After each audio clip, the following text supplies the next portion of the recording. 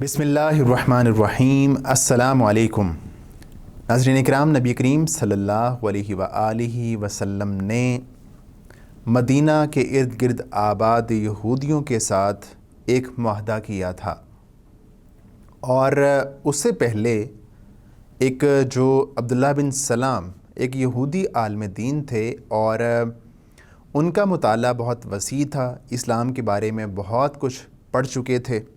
वो बयान करते हैं कि अल्लाह के नबी अलैहिस्सलातु वस्सलाम जब मदीना तशरीफ़ लाए तो मैंने अल्लाह के नबी अलैहिस्सलातु वस्सलाम को पहली दफ़ा देखा, और जब मेरी नज़र पहली दफ़ा अल्लाह के नबी अलैहिस्सलातु वस्सलाम के वजूद पर पड़ी, आपके चेहरे पर पड़ी, तो मैं कह उठा कि ये चेहरा किसी झूठे आदमी का नहीं हो सकता। वो कहते हैं कि मैंने नबी करीम अलैहिस्सलातु वस्सलाम से जो पहली बात सुनी वो ये थी, अफ़शुस सलाम वतइमुत ताम वसिलुल अरहाम वसल्लु बिल्लैली वन्नासु नयाम।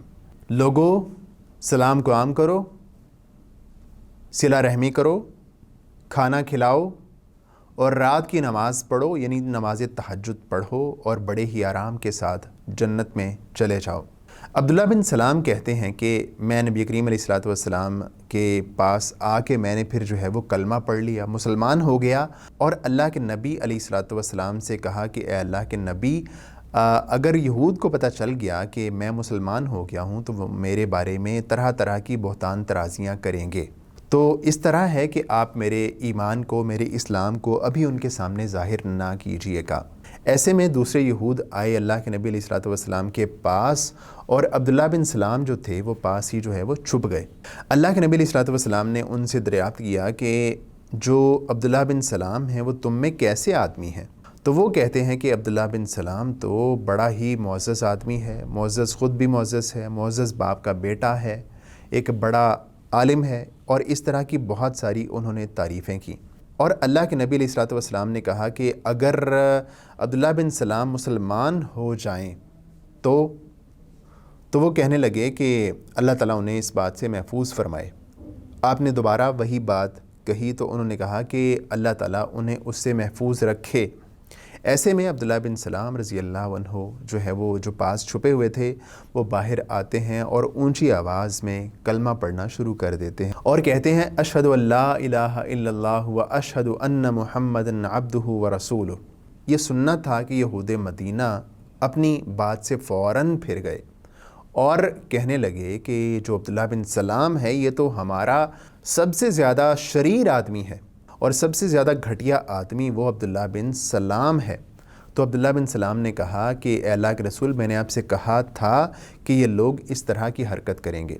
उसके बाद वो यहूद मदीना से कहते हैं कि ए यहूदियों, देखो, तुम अच्छी तरह जानते हो कि ये अल्लाह के पैगंबर हैं, ये अल्लाह के रसूल हैं, और तुम इस बात से पूरी तरह वाकिफ़ हो, आगाह हो, लेकिन इसके बावजूद तुम जो है वो अल्लाह के नबी अलैहिस्सलातु वस्सलाम की नबूवत का इनकार कर रहे हो। तुम्हें खुदा का खौफ करना चाहिए, अल्लाह ताला से डरना चाहिए। और लेकिन यहूद मदीना ने अपनी तकब्बुर में, नख़वत में नबी करीम अलैहिस्सलातु वस्सलाम की बात, आपकी दावत को कबूल करने से इनकार कर दिया। नबी करीम सल्लल्लाहु अलैहि वसल्लम की दावत दावत इस्लाम थी, खुदा की दावत थी, अल्लाह की दावत थी, पूरी दुनिया के लिए आई दावत थी, और अल्लाह के नबी अलैहिस्सलातु वस्सलाम ख़ुद रहमतुल लिल आलमीन थे। ऐसे में नबी करीम अलैहिस्सलातु वस्सलाम ने फ़ैसला किया कि वो लोग जो मदीना के इर्द गिर्द आस पास आबाद हैं उनको भी साथ मिलाना चाहिए, उनके साथ कोई एग्रीमेंट होना चाहिए, उनके साथ कोई मुआहदा होना चाहिए। ऐसे में नबी करीम अलैहिस्सलातु वस्सलाम ने यहूद मदीना के साथ एक मुआहदा किया। ये मुआहदा क्या था, उसकी शिकें हम आपको बताते हैं। मुआहदे की पहली शिक ये थी कि बनु औफ के यहूद मुसलमानों के साथ मिलकर एक ही उम्मत होंगे। यहूद अपने दीन पर अमल करेंगे और मुसलमान अपने दीन पर। ख़ुद उनका भी यही हक़ होगा और उनके ग़ुलामों और मुताल्लिकीन का भी, और बनु औफ के अलावा दूसरे यहूद के भी यही हुकूक होंगे। यहूद अपने अखराजात के ज़िम्मेदार होंगे और मुसलमान अपने अखराजात के। और जो ताकत इस मुआहदे के किसी फ़रीक से जंग करेगी सब उसके ख़िलाफ़ आपस में ताउन करेंगे। اور اس معاہدے کے شرکاء کے باہمی تعلقات خیر خواہی، خیر اندیشی اور فائدہ رسانی کی بنیاد پر ہوں گے، گناہ پر نہیں۔ کوئی آدمی اپنے خلیف کی وجہ سے مجرم نہ ٹھہرے گا۔ مظلوم کی مدد کی جائے گی۔ جب تک جنگ برپا رہے گی، یہود بھی مسلمانوں کے ساتھ خرچ برداشت کریں گے۔ اس معاہدے کے سارے شرکاء پر مدینہ میں ہنگامہ آرائی اور کشت و خون حرام ہوگا۔ اس معاہدے کے فریقوں میں کوئی نئی بات یا جھگڑا پیدا ہو جائے جس میں فساد کا اندیشہ ہو تو اس کا فیصلہ اللہ عز و جل اور محمد رسول اللہ صلی اللہ علیہ وسلم فرمائیں گے۔ قریش اور اس کے مددگاروں کو پناہ نہیں دی جائے گی۔ جو کوئی یثرب پر دھاوا بول دے، اسے لڑنے کے لیے سب باہم تعاون کریں گے اور ہر فریق اپنے اپنے اطراف کا دفاع کرے گا۔ یہ معاہدہ کسی ظالم یا مجرم کے لیے آڑ نہ بنے گا۔